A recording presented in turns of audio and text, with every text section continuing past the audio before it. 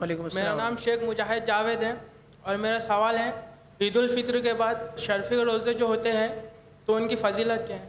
بھائی نے ایک سوال کیا کہ رمضان کے بعد جو روزے ہوتے ہیں جو شوال میں رکھتے ہیں 6 روزے شرف روزے بولتے ہیں جن کو عام زبان میں، تو ان کی کیا فضیلت ہے؟ تو دیکھیے نبی اکرم صلی اللہ علیہ وسلم نے فرمایا جو شخص رمضان کے روزے رکھ کر بعد میں شوال میں 6 روزے رکھے، چاہے ایک ساتھ رکھے چاہے الگ الگ رکھے، متفرق رکھے یا ایک ساتھ رکھے، تو اس کا ثواب یہ ہے کہ اسے گویا سال بھر روزے رکھنے کا اجر ملے گا،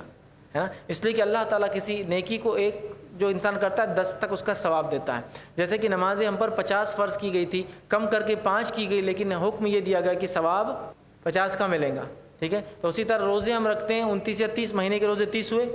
ٹھیک ہے، اور اگر 6 اضافہ کرتے تو ہو گئے 36، اور سال میں دن ہوتے اسلامی کیلنڈر کے حساب سے 355، تو اگر انسان رکھ لے تو اس کو سال بھر روزے رکھنے کا اجر ملے گا، چونکہ حدیث میں الفاظ جو اس کے بعد 6 روزے رکھے ٹکڑوں میں توڑ کے ایک ساتھ، اسے گویا سال بھر روزے رکھنے کا اجر ملے گا، اس لیے کہ اللہ نے اجر کو 36 کو 360 کا اجر دے دیا، سمجھا، مطلب سال بھر روزے رکھنے کا اجر۔ تو جیسے 5 نمازیں 50 کے دیتی ہے، یہ 36 روزے آپ کو پورے سال روزے رکھنے کے برابر اجر ملے گا، تو لہٰذا اس کی کافی فضیلت ہے، بہت فضیلت ہے۔ ہمیں چاہیے کہ رمضان کے بعد ضرور ان روزوں کو بھی رکھیں، لیکن ان روزوں کو رمضان کے فوراً بعد 6 دن رکھنا بھی ضروری نہیں ہے، اور ان روزوں کی کوئی عید بھی نہیں ہوتی، یاد رکھیں۔ یہاں پر 2 مسئلے ہیں، لوگ بولتے ہیں ایک ساتھ رکھنا، بس رمضان ہوتے اگلے دن سے شروع کر دیتے ہیں۔